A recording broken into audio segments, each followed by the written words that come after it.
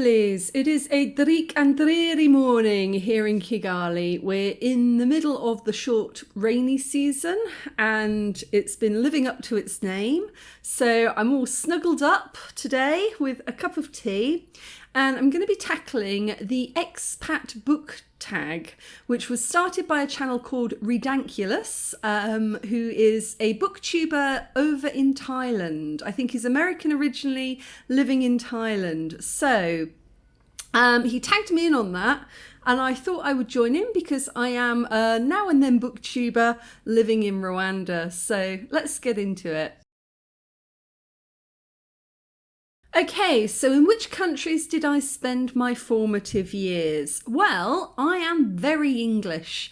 I do have other British blood in me. I did my DNA test a while ago and went through some of the old family documents, but I am 100% British. And yes, grew up in England. I was born in Oxfordshire. But I spent most of my growing up time in Leicester and Northamptonshire. And then I went off to college to the Brit School in Croydon in London from the age of 16. And then I went straight on to university in Reading in Berkshire and ended up working, living and doing another degree in Cardiff, which is the capital of Wales. And then headed off here to Rwanda for my first time, which we'll get into in a moment. So yes, I am very, very English. So which books display something emblematic of my home, my hatchling country? Gosh, this was actually quite a difficult one for me because I think something that really sort of is emblematic of the UK and of Britain is just how diverse we are and how many different genres and subcultures we contain. So it's kind of hard to pin that down to one specific thing. But there are a few different books that I guess spring to mind. So one of the first books that came to mind was actually a book not written by an English person, but Notes from a Small Island by Bill Bryson. He's an American travel writer who married an English nurse and I think lives in England. And he kept a travel diary coming to the UK when he first came here and turned that into a book. And I just feel like he really encapsulated the country. I think it was the 70s when he first arrived in the UK, so maybe a few things have changed, but the underlying sort of culture probably not so much. So he was talking about a lot of things that I recognised growing up. So my dad's from Carlisle in Cumbria, and when my nana and granddad had their 50th wedding anniversary, we went to Blackpool because when you're from the north of England, Blackpool is somewhere that you go on holidays as a child. So it's a big part of his childhood. And when my nana and granddad were celebrating their 50th wedding anniversary, we hired a horse and trap and drove down the Golden Mile in Blackpool to the ballroom, and that's where we celebrated. So he talks about Blackpool and Morecambe and all of these little places in England that are just really kind of, you know, they make you smile because they're part of your past. And I just really feel like he nailed the country, encapsulated it. Bill Bryson's Notes from a Small Island. I think also, Emily Bronte, Wuthering Heights. Growing up, I loved the wild places. I grew up in a village, so I love the wild places. I spent a lot of time. I have a friend who runs an online database of standing stones in the UK called the Northern Antiquarian. And we used to go off around looking at standing stones, sort of bimbling across the moors. So, books that kind of bring to life that wildness, that isolation, the kind of the moorland and the rugged beauty of the UK. Wuthering Heights, I think, does that perfectly. So I really like that book. And then I guess as well, if we're talking about Britain and England and the English, you've got to talk about sort of the folly a little bit, the eccentricity. And I think anything by Terry Pratchett is it kind of hits the British funny bone. It's taking serious subjects like gender inequality and urbanisation and turning those into quite hilarious comical scenarios. So definitely anything by Terry Pratchett, you know, and the way that we look at death and think about death as the persona of kind of a funny kind, slightly relatable character. So something like Mort, you know, I just feel like that kind of sums up British humour a little bit of whimsy, a little bit of crazy, you know, not taking things too seriously, and you know, having a nice cup of tea. So all of that. And also, like I said, I grew up in a village, and so I loved going for walks and things and looking at the flowers and the wildflowers and the folklore of the British Isles. And growing up, I always had my head stuck in this book called Culpepper's Colour Herbal. And Culpepper was, I think his name was Nicholas Culpepper, and he was a herbalist, or, well, I don't know, was he an actual doctor? I don't know. But back in the days when people were making a lot of the medicines from the plants around them and the earth around them. And I love this book because it gave you these beautiful drawings of all of the herbs and the wildflowers. And I always had my face in the hedgerows, you know, looking for little plants in amongst the grass and trying to figure out what they were. Because it was kind of magical to me that these things that just looked like grass could actually have healing properties. And the book showed you the plants, and it talked about traditionally what they were used for in medicine, which parts of the plant. And it also gave you the folk names for things like shepherd's purse and baby's breath. And I really, really enjoyed that. So I always had like an illustrated book of mushrooms or an illustrated book of herbs somewhere nearby. And I loved going out looking at all of the plants and things. So I think as well, that was something that really hit me when I moved to Rwanda, because, you know, suddenly I'm in Central Africa and I don't know what any of the plants are. I don't know what any of the plants do. I've kind of learned a few of them since then, like Muravumba, which is, I think I've pronounced that wrong, but they put it in the saunas, they put it in the steam rooms, and it's supposed to have healing properties. It's supposed to be antibiotic, which I find quite an interesting concept. And so, you know, I've learnt one or two of them since then. And there's an amazing herb garden at Nyandungu Wetland Eco Park. They've actually got a little herb medicine garden, and it tells you what each of the plants are and what they do. But it was definitely very much a sort of a dissociation when I first moved here. Is I used to know all of the plants in my village and what they did.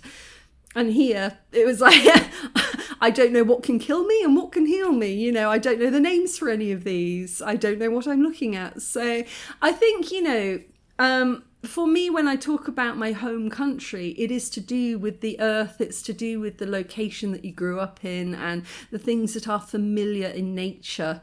And of course, when you leave and you move somewhere else, those things become a lot less familiar very quickly. My tea's going cold. I've just got to quickly down it. So which countries are my parents from? They are both very British, like me. My dad is from the north of England. He's from Cumbria, or Carlisle, which is right on the border of England and Scotland. And, you know, I've still got a lot of family up there. And my mum is from Leicestershire, a little town in Leicestershire. So I believe they met at university in Birmingham. Both of them are quite well travelled. So my mum spent many years as an au pair in France and Germany. When she was in her teens and early 20s. She went off travelling, and she speaks quite fluent German, I think. Or she did. I don't know how much she speaks now, but we used to travel to Germany to see her friends a lot when I was a child. And my dad was a bit of an adventurer as well, because he drove across Greece with his friends at one point. So yeah, and he's always maintained a love of Greece and sort of the Mediterranean, I think for the weather and the ouzo. But he sort of got me into traveling when I was quite young. We were always going on little holidays off to places, and that was, you know, it kind of instilled me with a sense that travel was possible. And I think that, that really sets you up later in life, because traveling, especially traveling on your own and for the first time, is kind of a terrifying prospect. Even if you want to go and do it, it's still quite a terrifying thing to do for the first ever time. And so if you've had some exposure to that through your parents and traveling abroad safely with people that you know and love, then it gives you a bit more confidence to try it on your own later on. Yeah, I mean, I do remember, I think there was one incident where we got slightly lost coming home from a restaurant one night, and we were in a taxi for a really long time. And this was in the days before GPS. And I remember Dad finding it quite hard to communicate where we were trying to get back to. But even though, that was a difficult situation to be in the moment, the fact that, we got through it and, it was possible to overcome adversity in a foreign country where you didn't speak the language, it kind of, it calms you down a bit, because you realise that whatever situation you're in, you can probably figure a way out of it, that people are generally people, and, you can figure it out. Whereas I think if you've never seen that, or never been in that position with somebody that you know and you trust, then to be in it for the first time on your own can be throwing yourself in at the deep end. So, I'm very grateful that both of my parents had travelled quite a bit when they were young as well, because it was always that thing of, whatever situation you get into, however bad it is, so long as you've got your passport and you can get to an airport, you can get home again, And I think that's quite a good way of looking at travelling. You're not going forever. I mean, you might do. I mean, I came here for a couple of months and I'm still here years later. But, you've always got the option to go somewhere else if it's not working out. So I think that's a good way to look at travel, as something temporary rather than permanent, and just see how life takes you. But also, there was an interesting part to this, because I don't think any of my family have been expats in another country for a prolonged period of time, except potentially my great grandmother, because she was a bit of a wild card. She ended up in Belgium during the First World War, and she met and married my great-grandfather, and they stayed on after the war in Ypres. Now, Ypres is an interesting part of Belgium because it's where the Menin Gate is, and it was sort of the beginning of no man's land, so it's where a lot of the soldiers left, and they didn't come back again. So there was a huge cleanup operation after the war, and my great-grandfather stayed on to help found and maintain the war cemetery of Polkapelle, just outside Ypres. And he was one of the head grave diggers there, and stayed there with my great-grandmother. And nobody's too sure how my great-grandmother ended up in Belgium. Like, we're not too sure. And yeah, so it was all very interesting bit of history, but they lived there for quite a long time. And my nana, my grandmother, she had these memories of growing up there, and you had to be very careful not to step on the monuments, otherwise great-granddad would get quite annoyed at her. So yeah, they lived there for quite a long time, and then unfortunately my great-grandfather, he died. He contracted something from the conditions that he was working in, and he died, and he's actually buried over in Ypres. And then they came back to the UK after that. So, they had lived in Europe for quite a long time, but were still very British and returned to being British after all of that fell through. And it's kind of a weird feeling now, actually, because I'm in my mid-40s. I'm older now than my great-grandfather was when he died. And that's kind of a weird sort of thing to think about. But yeah. So which books are emblematic of where my parents grew up? I think you probably have to ask them what stands out for them about where they grew up and the books that they were reading, and what reminds them of their childhood. But books that link me to my parents and their background and their travels, there are a couple of entertaining ones. There's one called The Island by Victoria Hislop. And if you're British, you will know quite a famous topical news programme called Have I Got News for You? And one of the panelists on that is Ian Hislop, who runs a magazine called Private Eye. He's a dyed-in-the-wool journalist, and Victoria Hislop is his wife. I saw her speak at the Cheltenham Literature Festival about this book years ago. And this book is all about the island of Spinalonga, which is a tiny little island just off Crete in Greece. And it's somewhere that we went on holiday. Dad took me on holiday with my Auntie Jean. And the thing about Spinalonga is it used to be a leper colony. So it used to be where they sent people with leprosy, and nobody was allowed onto the island and nobody was allowed off the island. Once you were sent to Spinalonga, that is where you were expected to spend the rest of your life, however long it may be, because leprosy basically just eats away at your body, and parts of you, decay and fall off. But you can live for many, many, many years. And the real tragedy of it was that today leprosy is so easily cured. Like, course of antibiotics done. But back then it was absolutely, there was no coming back from it. And even the church in the village where I grew up, there is a leper's window at the back of the church. So anybody with leprosy or a disease had to watch the service through this window, peering through this window at the back of the church. They weren't allowed inside. It was the leper colony of Spinalonga. And the reason that this book is kind of, it holds a place for me, is because the creepiest thing happened is, back in the days before digital cameras, you used to take all of your holiday photographs on a little disposable camera that you wind and click and wind and click. And that's what we used to take our holiday snaps on. So when I was a kid and we went to Spinalonga, my Auntie Jean was the one taking all of the photographs. And there were photographs of us on the boat going to Spinalonga, and then photographs at Spinalonga, and then the rest of our holiday. And all of the photographs going to Spinalonga and after Spinalonga came out perfectly. And not a single photograph on the island came out. Really creepy.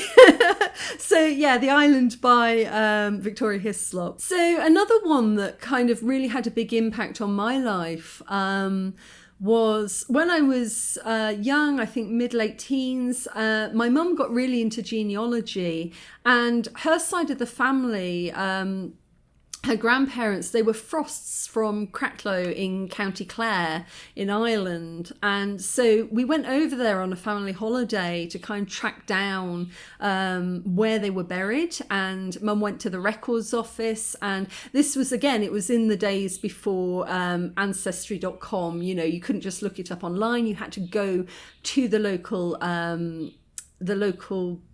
genealogy department, records office, and they would write up a report for you.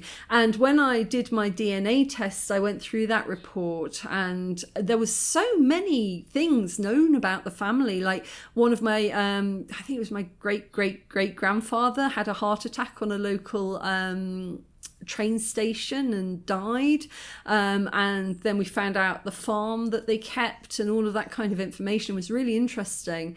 And yeah, it was quite fascinating to travel around Ireland, and kind of we found the cemetery the graveyard where many of them were buried.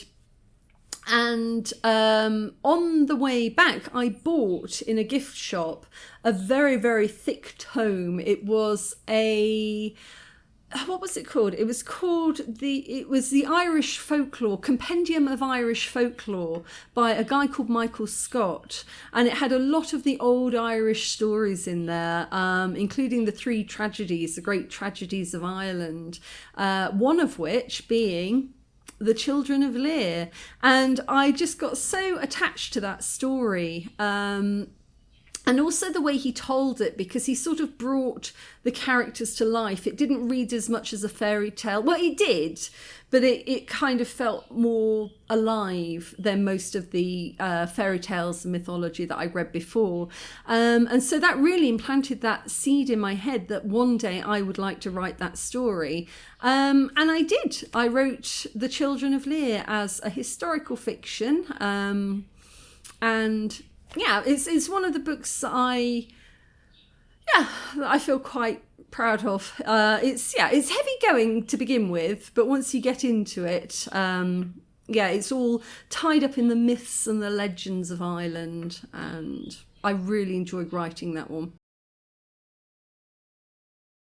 So why did I leave the UK? Well, I joined up with voluntary services overseas when I was about 26, and that's kind of the British version of Peace Corps.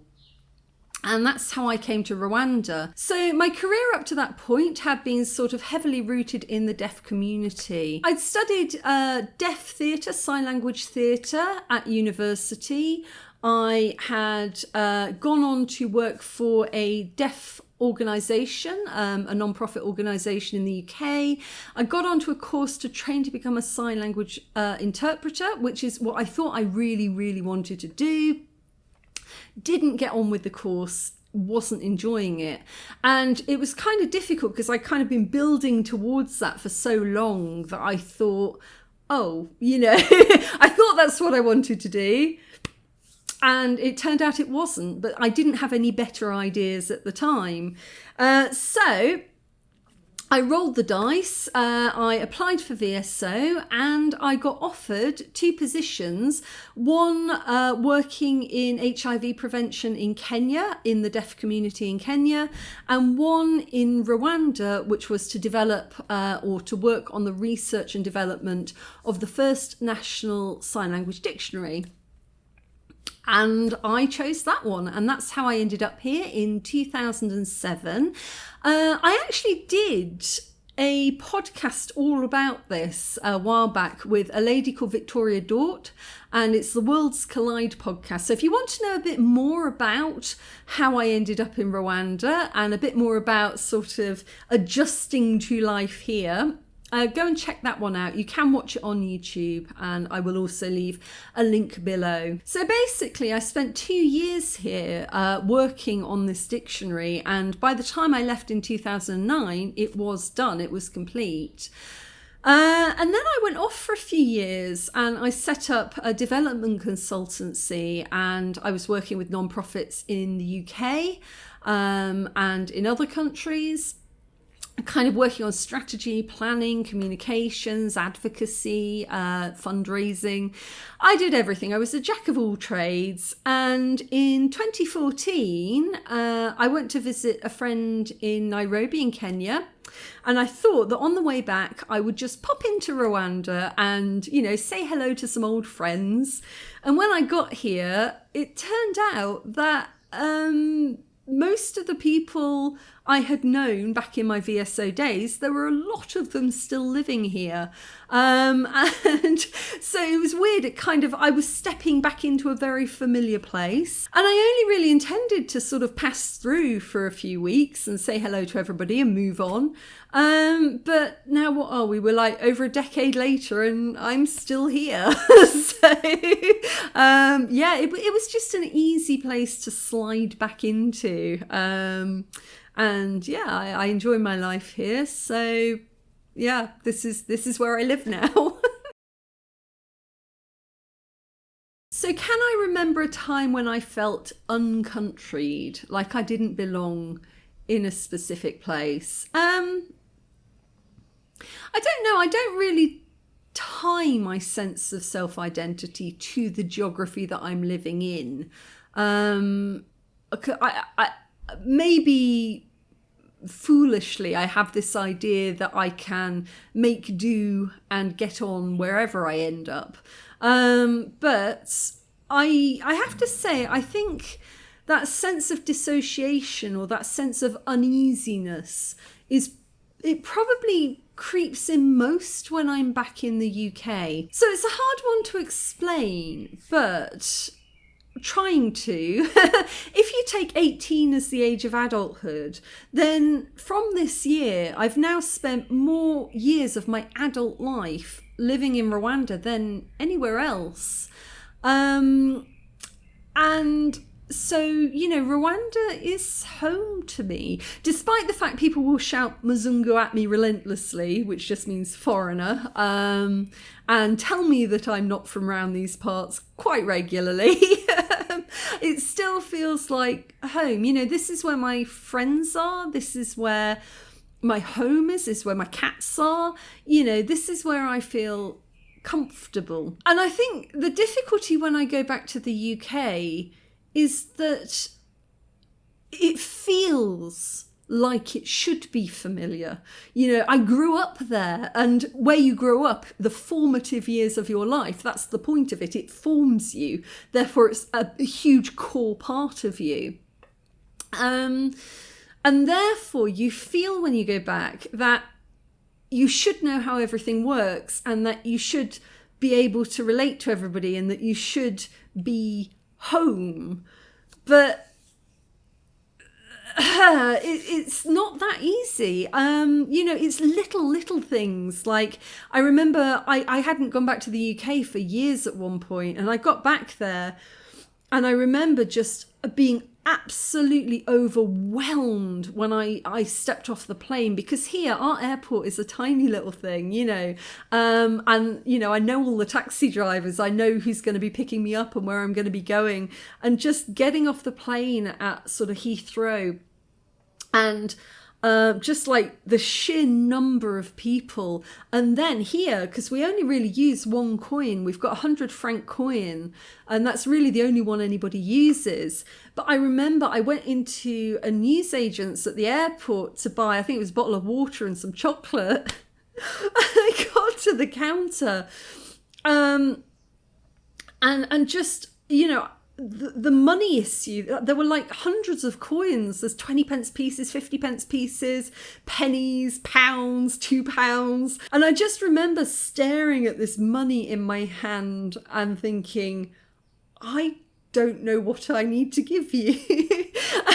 It was that weird sense you get when you step off a plane in a foreign country and you look at the currency for the first time, and you're like, what does any of this mean? And so, it's that kind of small things like that should feel so easy. And also because, in the UK, people expect you to be British. If you've got an accent like mine, everybody assumes that you know what you're doing. Everybody assumes that you live here and you're on board and you know the latest news and the latest songs and the latest this and the latest that. I don't know anything about British politics anymore. I don't know anything about British music anymore. I very rarely know very much. It's a difficult one. The things people talk about are different. The things that are important to people. The weather is completely different. And so it's a real disconnect because, I speak like a British person. I look like a British person. I am British originally, but I don't feel like I know how Britain operates because I'm so rarely there anymore. So as the years go by, it starts to feel a little bit more like you're visiting a foreign country, even when you're visiting a country that you grew up in. It's hard to explain. It's hard to explain. I can't actually think of very many books that sum up that feeling, because I don't know, I haven't read many books specifically dealing with the expat experience. I guess the one that comes closest is, for a while there was a lady called Dara Pisano who was writing a column in The Guardian about working in development and expat life overseas and in developing countries. And everybody here was reading that. Everybody working in development was reading those articles, just going, "Oh, this is funny. This is true." Because she was talking about, becoming friends with your amoebas, like your gut problems from eating bad food or drinking bad water. I think one of them was like, some days I'd forego world peace for a chocolate croissant, and it was very funny and quite realistic. She did one about, in development, every decision and every meeting has to be collaborative. And she was saying, not every report has to be written by committee, because sometimes you just need somebody to write the report, just get it done. And sometimes when you have too many cooks spoil the broth kind of problem is that nothing gets done because we've all got to talk about it all the time. And I was really lucky because I fanboyed on her and sort of sent a little, this is amazing message. And we actually got chatting. And she wrote a book. She lived for several years in Vietnam. Sorry, I had to just quickly look up the title of the book she wrote, but it's called Give Me My Chocolate or the Turtle Dies. And basically, she wrote about expat life in Vietnam. It might be a bit dated now. I don't know whether or not what was written still holds true today. But there was a bit in that book where she talked quite candidly about moving back to the US after Vietnam and really struggling to kind of fit back into that. And one of the things she brought up that is very true is, I think as expats, as she said, we can tend to idolize our native countries a little bit too much. I discovered this quite recently because here, customer service is a serious work in progress. It's still at concept stage. And, in the UK, we have a lot of systems sort of designed to work with thousands, hundreds of thousands, if not millions of people a day, systems where people call in or you email and people actually respond to those calls and emails and stuff gets done. But I was talking to my friend from Canada about this as well. We've noticed that over the years, customer service in our home countries is really not doing great. It needs a hug. And we've noticed that when we go back to our home countries, we're starting to, experience many, many more frustrations and systems falling apart than they used to be. But yet in our minds, we still have this, but everything works perfectly back home. Everything works perfectly in the UK. Everything works perfectly in Canada. It works really well over there. And we're kind of realizing that maybe you build it up just a little bit too much, and that actually a lot of the service issues are kind of the same between your adopted country and your native country, and that it's interesting. It seems a little bit like as Rwandan customer care's coming up, British customer care's coming down.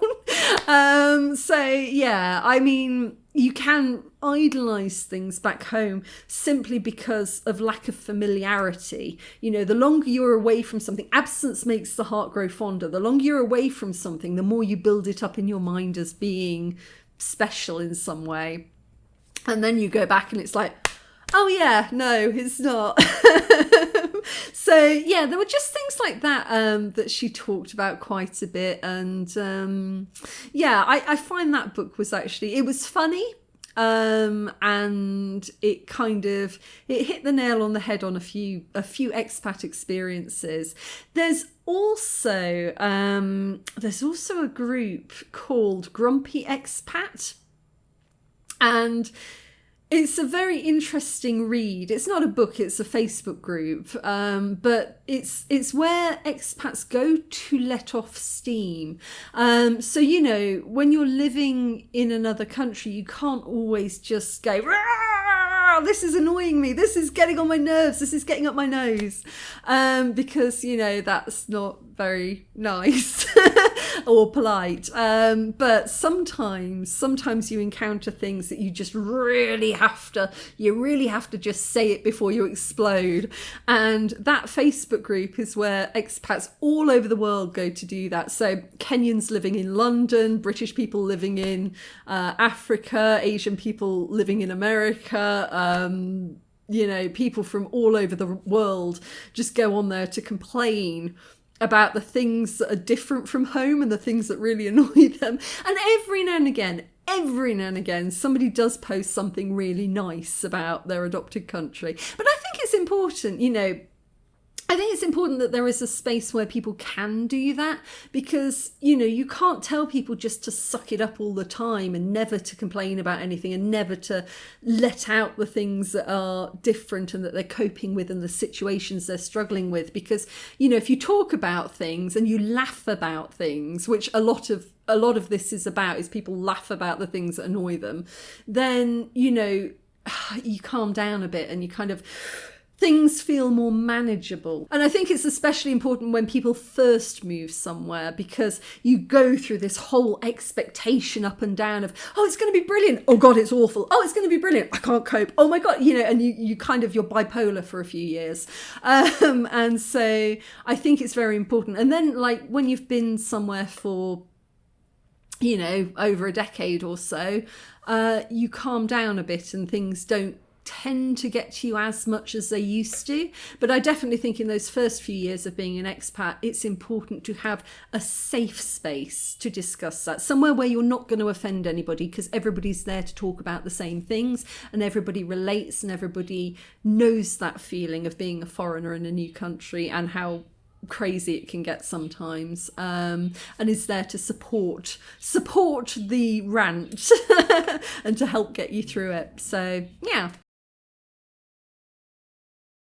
Where do I currently live? I currently live in Kigali, which is the capital of Rwanda, which is sort of Central East Africa. So we're a little landlocked country right up in the mountains, Dian Fossey country, gorillas in the mist.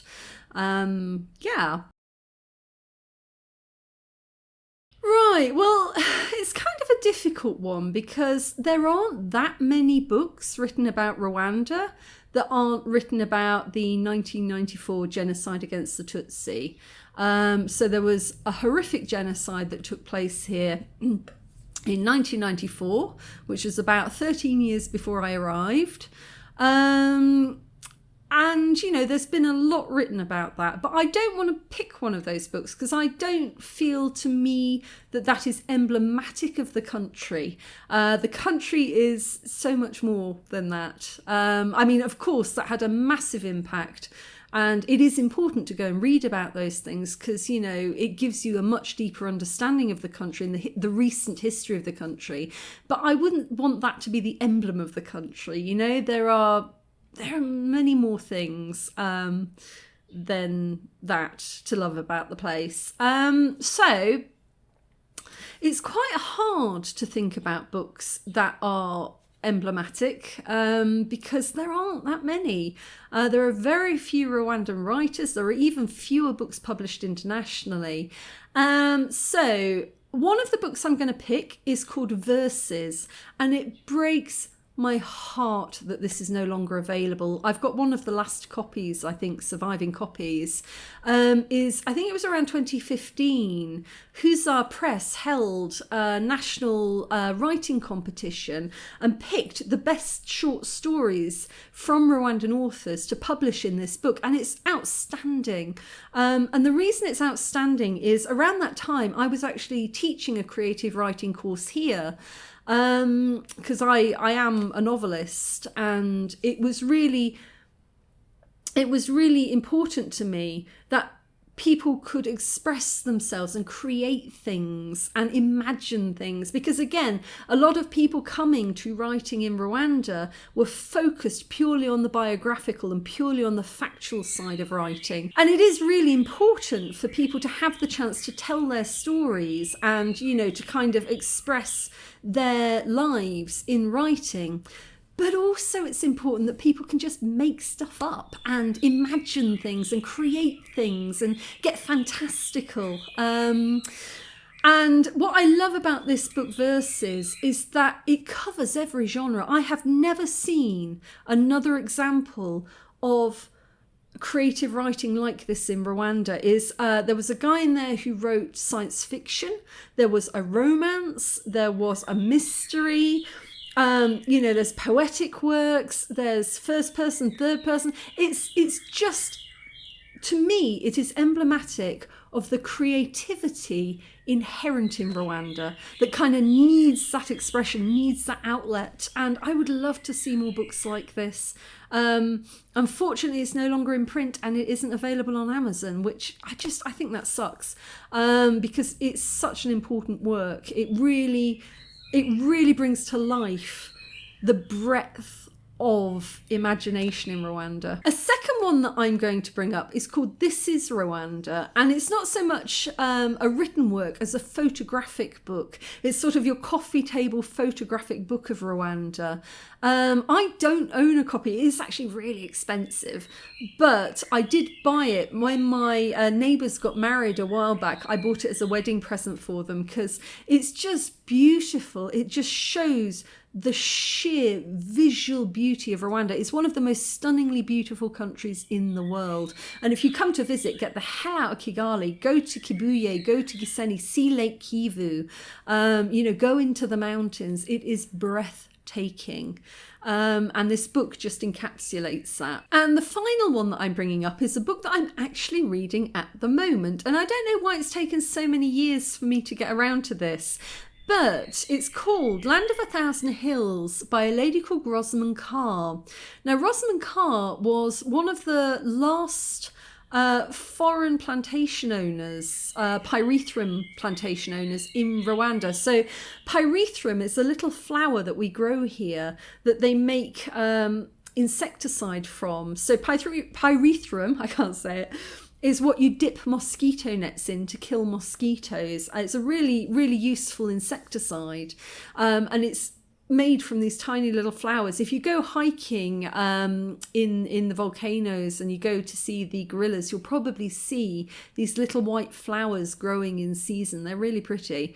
But Rosamund Carr arrived here, I think it was in 1950. She married a big game hunter. So she was American. She married a British game hunter, and they moved here, and then the marriage basically fell apart, and she set up as a plantation manager, and it's fascinating.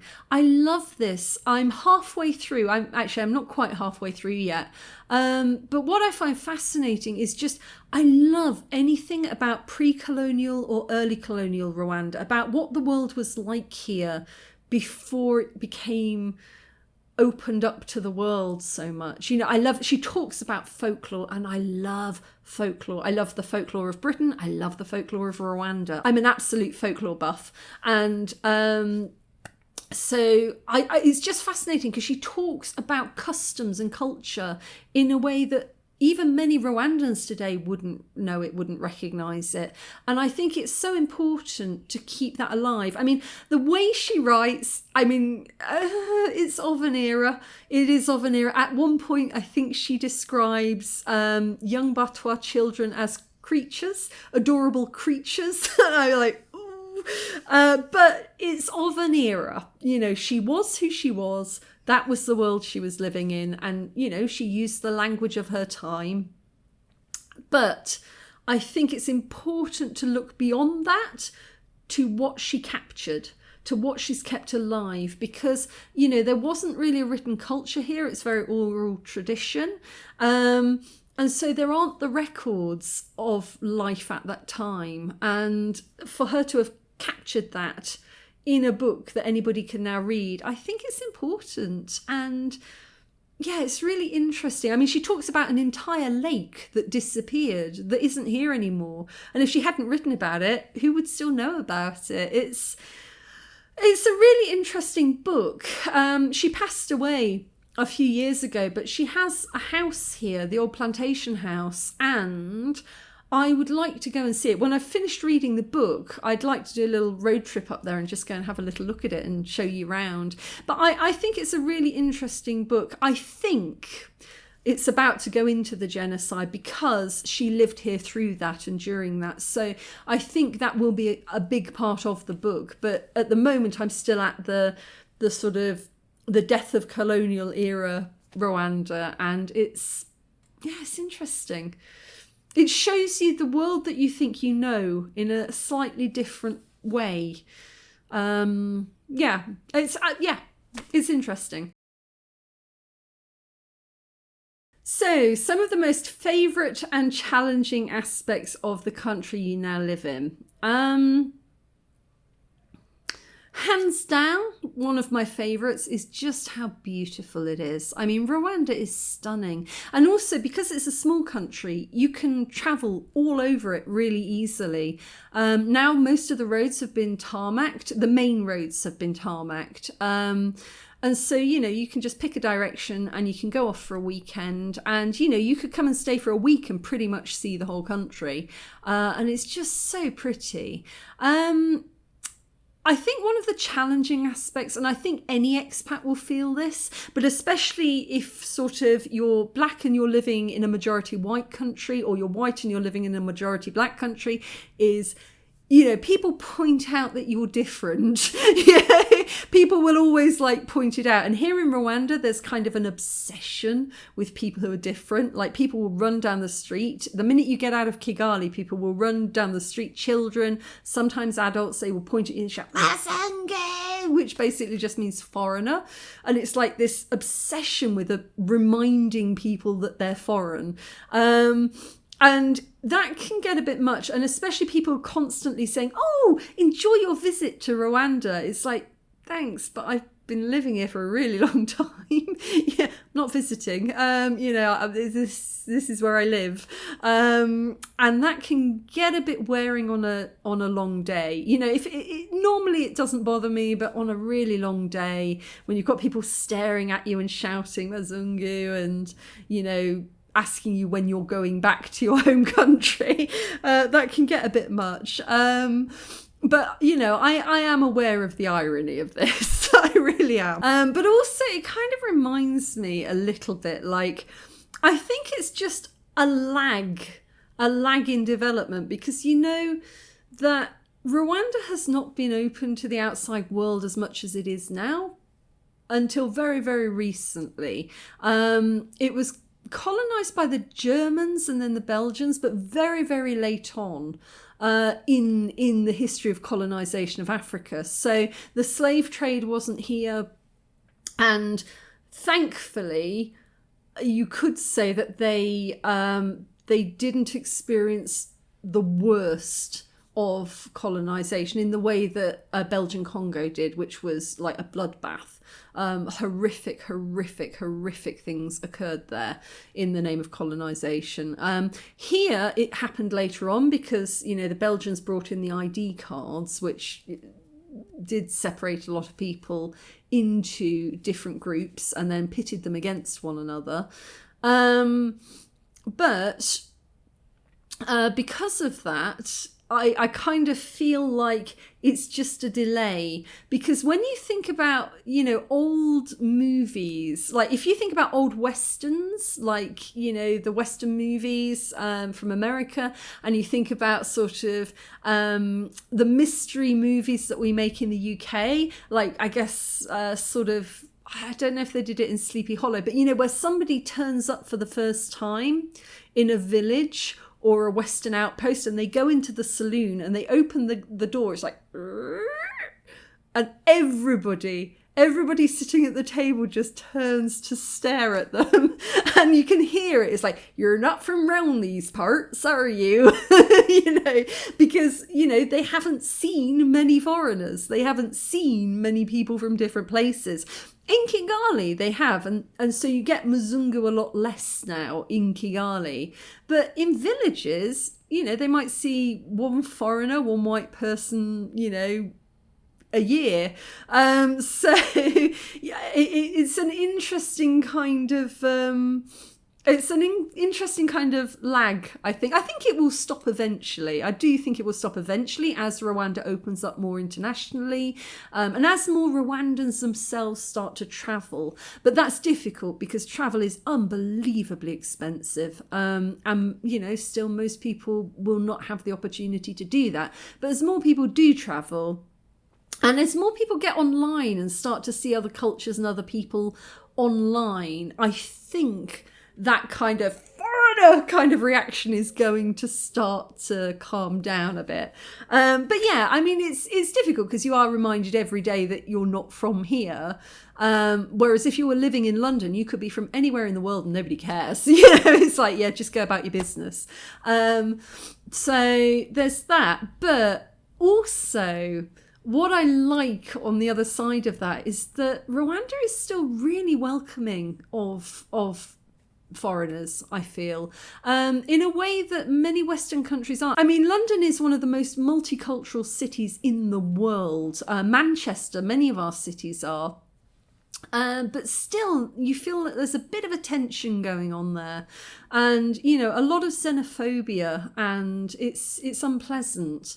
Whereas I feel here, I am an immigrant. I immigrated to this country. Immigrated? I came to this country. And, I've been made to feel welcome. And people on the whole are helpful and nice to me. And I think that is something I hope Rwanda doesn't lose. As it expands, as it develops, as more people start to come here, I hope it doesn't lose that hospitality, that kindness to strangers. Because I feel like in the UK, in a lot of areas of the UK, we're really losing that, and it's turning us into not very nice people. So yeah, anyway, I like it here. I feel like Rwanda has been very good to me. It's been a really nice country, and I hope that I've been able to give something back. So yeah. Most challenging aspects of my original country, my country of origin. I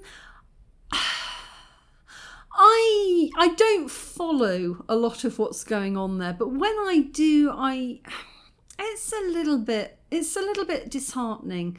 I feel because, the UK has got so much. It's one of the strongest economies in the world, if not one of the largest, but definitely one of the, it's fairly strong and stable. And, there's a lot of wealth passes through the banks in England and London in particular. And, we've got Oxford, Cambridge. We're not short on education. We've got a great medical system if we can focus on it and keep it running. The NHS, where healthcare is free for everybody at the point of access. We pay for it through our taxes, but if you break a leg, or you're having a heart attack, or you need an operation, or you need to see a doctor, you just turn up and you get treated, and there is no big medical bill at the end of that, which is really, really incredible. I mean, that is mind-blowingly amazing that we ever managed to create that.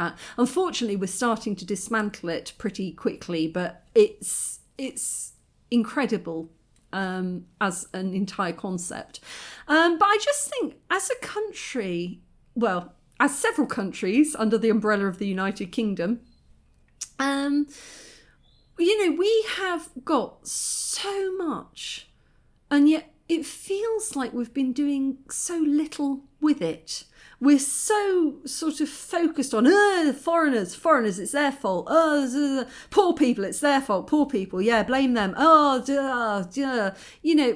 so divided as a nation, and we've been divided by our politicians, and we've kind of accepted, fine, okay, let's all just hate each other now.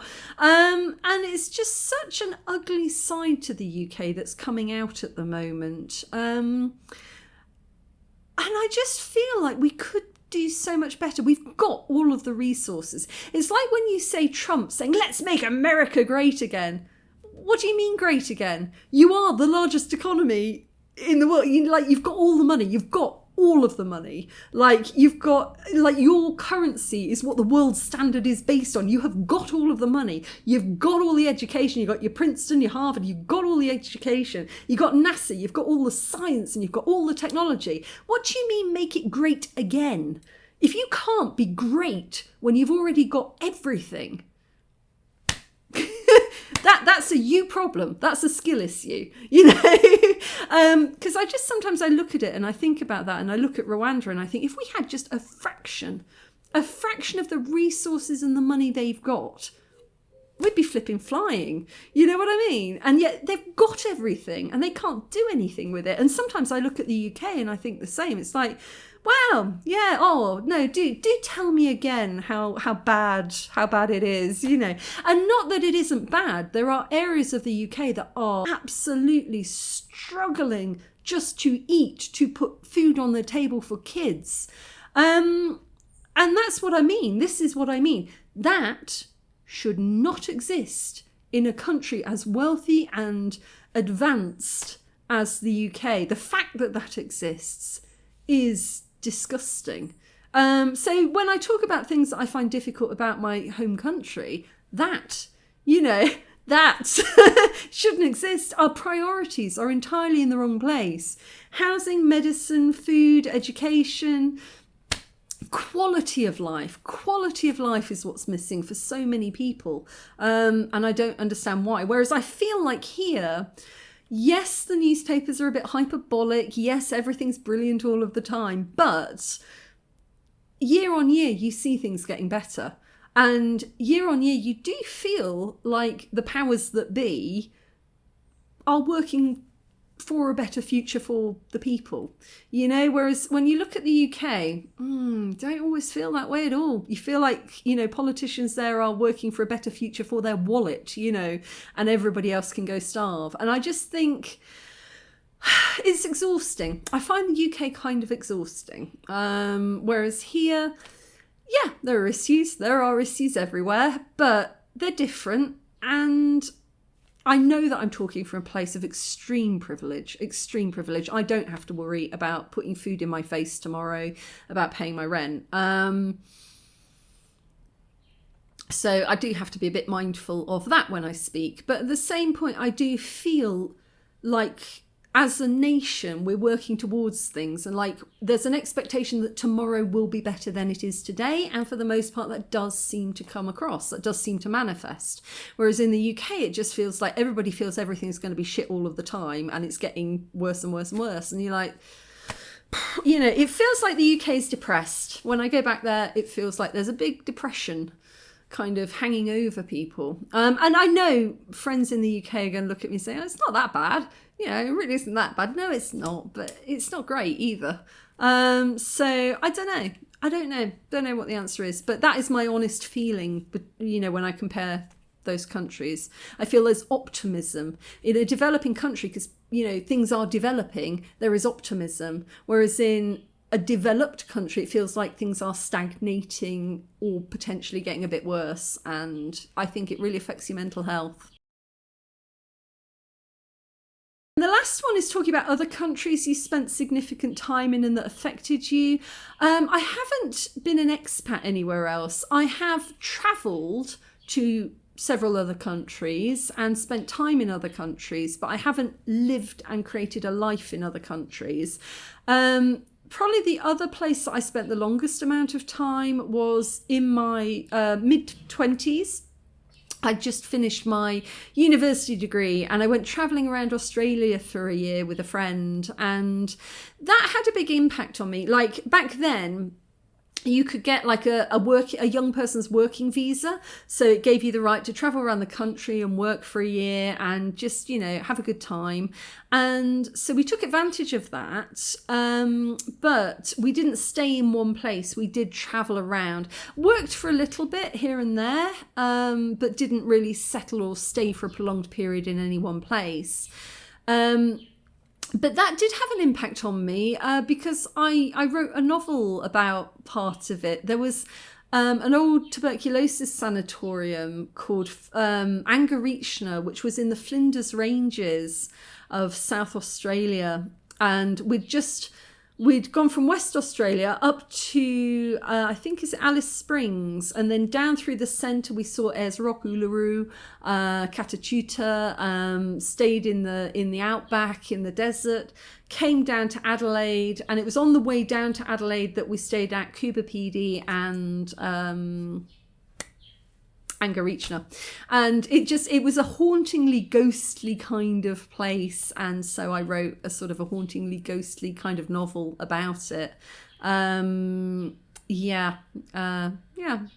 had an effect, and yeah, I did enjoy that, but I wouldn't say I was an expat there. But anyway, I've really enjoyed doing this tag. I hope this hasn't been too long. It's been quite a ramble. I just set off to answer the questions quite briefly, and then I kind of got a bit involved in my subject. And I'm sorry if I mouth off a bit. I hope I haven't offended anybody. But yeah, I was just sort of trying to be quite honest about how I feel about certain things. And you know, it's a weird existence. It's a weird existence, sort of growing up in one place and living in another, and it's weird no matter how that happens or where you do it. But do go and check out the Worlds Collide podcast as well, because Victoria was literally doing that, just like interviewing expats around the world about their experiences and their moves and these kind of topics. So I've really enjoyed doing this, and thank you, Ridanculous, for tagging me in. And it was really interesting to listen to your responses as well. I'll leave the original video below, and see you next time.